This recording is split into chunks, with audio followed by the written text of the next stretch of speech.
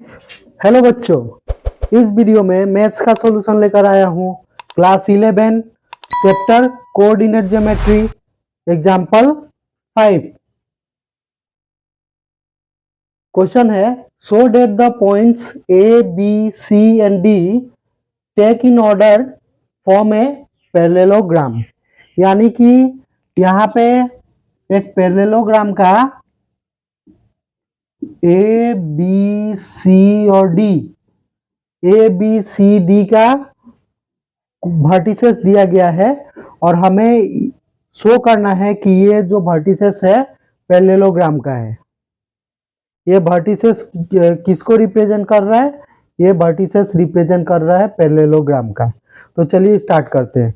Parallelogram को represent करने के लिए हमें क्या करना पड़ेगा?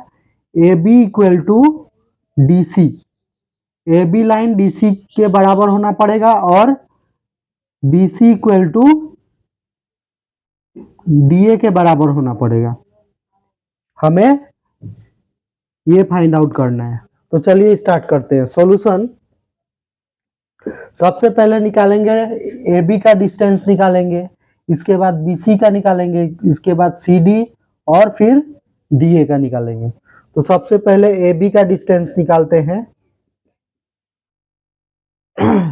ए बी, ए को हम ले लेंगे x1 y1, बी को ले लेंगे x2 y2। तो x2 minus x1 whole square plus y2 minus y1 whole square, x2 यानी 4 माइनस x1 यानी 0 होल स्क्वायर प्लस y2 यानी 3 माइनस y1 यानी 0 whole square root under 4 minus 0 4 square, 3 minus 0 3 square. तो ये हो जाएगा 4 का स्क्वायर 16 प्लस 3 का स्क्वायर 9, यानी दोनों को प्लस करेंगे तो रूट अंडर 25। रूट 25 का वैल्यू होता है 5। तो ए बी का वैल्यू कितना आया? 5 आया। अब हम निकालेंगे बी सी का वैल्यू, बी सी। तो बी सी हो जाएगा root over x2 minus x1 whole square plus y2 minus y1 whole square. B और सी, बी मतलब x1 y1 और सी मतलब x2 y2। तो x2 का वैल्यू हो जाएगा 3 माइनस x1 का वैल्यू हो जाएगा 4 होल स्क्वायर प्लस y2 यानी 5 माइनस y1 यानी 3 whole square root under 3 minus 4 यानी -1 का होल स्क्वायर प्लस 5 माइनस 3 यानी 2 का होल स्क्वायर। तो ये हो जाएगा रूट 1 का -1 का स्क्वायर यानी +1 और 2 का स्क्वायर 4, यानी इसको प्लस करेंगे तो रूट 5 मिलेगा। तो अब निकालेंगे हम सी डी का डिस्टेंस। सी डी का डिस्टेंस निकालेंगे root over x2 minus x1 whole square plus y2 minus y1 whole square. तो C और D, C हो जाएगा x1 y1 और D हो जाएगा x2 y2। तो x2 का वैल्यू हो गया -1 माइनस x1 का वैल्यू हो गया 3 होल स्क्वायर प्लस y2 यानी 2 माइनस y1 यानी 5 होल स्क्वायर। तो ये हो जाएगा -1 और -3, माइन से प्लस, तो 3 1 4 हो जाएगा -4 होल स्क्वायर प्लस 5 माइनस 2 यानी -3 का होल स्क्वायर। तो ये हो जाएगा -4 का होल स्क्वायर यानी 16 प्लस का 16, माइनस का स्क्वायर प्लस हो जाएगा प्लस -3 का स्क्वायर हो जाएगा माइनस का स्क्वायर प्लस और 3 का स्क्वायर 9। तो ये आ जाएगा कितना?